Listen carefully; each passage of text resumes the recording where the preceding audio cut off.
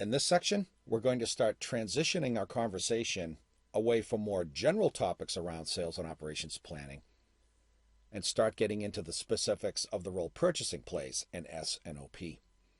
As we know, the outcome of sales and operations planning is the ability to make rapid adjustments to procurement plans across a planning horizon. That planning horizon being the amount of time that we're measuring. 52 weeks in a year, 16 weeks in a quarter. That's what we mean by planning horizon. As we also know, but need to reiterate, especially as it relates to purchasing, by definition, S&OP involves multiple departments within an organization.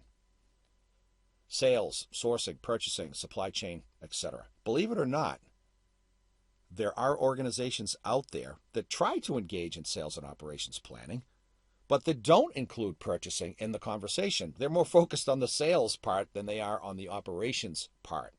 That's not as unusual as one might think. What we are definitely saying here, emphatically, is that sales and operations planning is incomplete without purchasing's involvement. As we've also said, sales and operations planning is an ongoing activity that is conducted at a minimum on a monthly basis. There are companies out there that do S&OP weekly, bi-weekly. Some do it quarterly. That's a decision an individual importer has to make. But in scenarios where a company might be in high season or have special offerings at different times during the year or have a period of time when a bunch of new products are coming out, maybe we go from monthly to bi-weekly for a shorter period of time. Maybe we go from quarterly to monthly. These are company-specific decisions, but there's no hard, fast rule. Bare minimum, a monthly basis is a good place to start. Here's where things get a little bit difficult sometimes. Effective sales and operations planning relies on real-time access to actual demand signals. Real-time is a fairly nebulous term in global trade. We will acknowledge that, but we have to make an effort to get real-time access. In a retail store, in our first sub-bullet point, those are demand signals that should be really easy to get because they're recorded right away when a sale is scanned through a register at a store. Online, same thing. The record is right there. We have to gain access to that information, multiple sources of information, and put it to good use for S&OP. Customer orders, where salespeople are out in the field, that might be a little bit more difficult to get to real-time access, but we have to make a big effort to do so.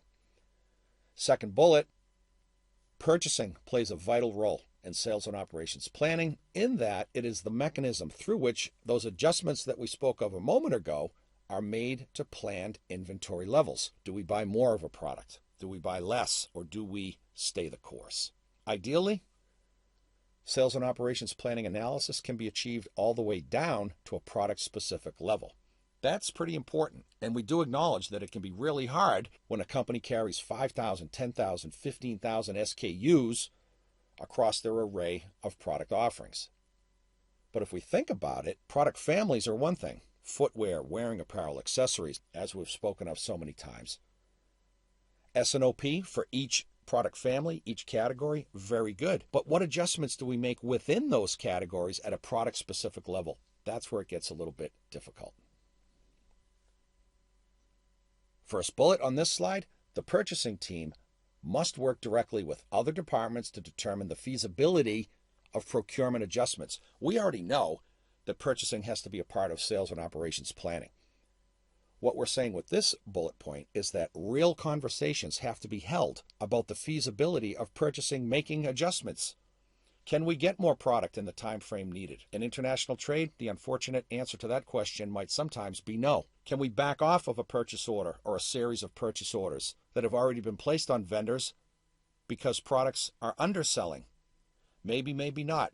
We're talking about feasibility here. How do we know if things are feasible? Based on our agreements, our SLAs and contracts in place with vendors, but also from a logistics perspective. What can sales do to help us out in the purchasing department? Can sales put a customer off for a couple weeks until we get merchandise in? These are the types of conversations we're talking about. We already know who makes up the team. We're talking now about the real conversations that have to be held. Picking up on a point we made a moment ago, second bullet point, the purchasing aspect of S&OP can be particularly challenging for a number of reasons. Number one, when you're dealing with international vendors. halfway or 3/4 of the way around the world. It's just more challenging to deal with them. It's more challenging on a day-to-day normal basis, and it's even more challenging when you're looking at making changes to purchase orders. The other point being, because of these distances, is longer cumulative lead time. What can get done in terms of adjustments to the supply chain when we're dealing with long cumulative lead times? We might have a product that's selling unbelievably that we need to replenish right away because it is a seasonal product, but there's a 3-month cumulative lead time and the season will be over for that product. That's what we mean here by that. We will actually get into some examples of that in upcoming slides. As a trade tip, for the above reasons, as well as others, build-to-order models can be especially challenging for sales and operations planning. It's more challenging by virtue of the build-to-order model itself, where vendors don't do a thing until they actually receive an order, and oftentimes until they receive at least a down payment. In a build-to-order environment, things are moving very quickly. Vendors, by definition, don't have inventory laying around to fill an order for us, so we have to be hypersensitive in the S&OP function, especially when dealing in a build-to-order model. Let's wrap up this brief but important section with a real-world example entitled The Ongoing Value of Sales and Operations Planning. As an active member of the international trade community, you belong to several trade associations. At one recent meeting, you are approached by a peer who confesses that there is a huge disconnect in his company with, his words, each department doing its own thing. Basically, he knows that this lack of communication always translates into inventory imbalances. Too much of some products and not enough of others. This probably sounds familiar to a lot of people because this silo approach, as it's oftentimes called, individual departments doing their own thing and not talking to each other, always leads to inventory imbalances. Sales doesn't talk to purchasing. Purchasing doesn't talk to finance. Nobody talks to the IT department. That's what we mean by each department doing its own thing. Each functional area operating as a silo. Second paragraph. This colleague has heard of the benefits of S&OP and is aware that your company employs the practice. Bearing in mind that your friend has already had one glass of wine, what elevator speech can you give him regarding the value of sales and operations planning? Third paragraph, some suggestions on how you might approach this.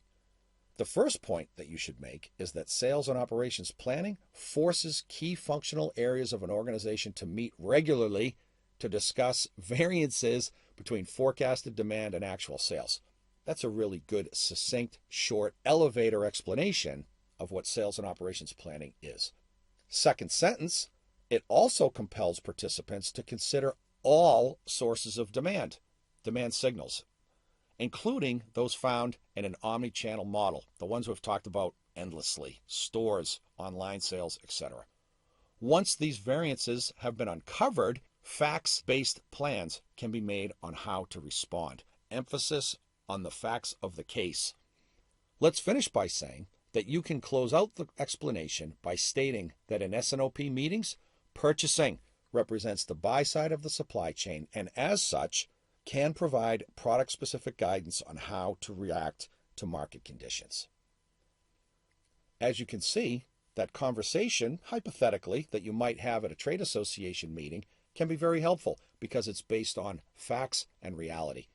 Purchasing must play a role in sales and operations planning. We'll close out this section, and when we come back, we'll talk about the specific role of purchasing in sales and operations planning.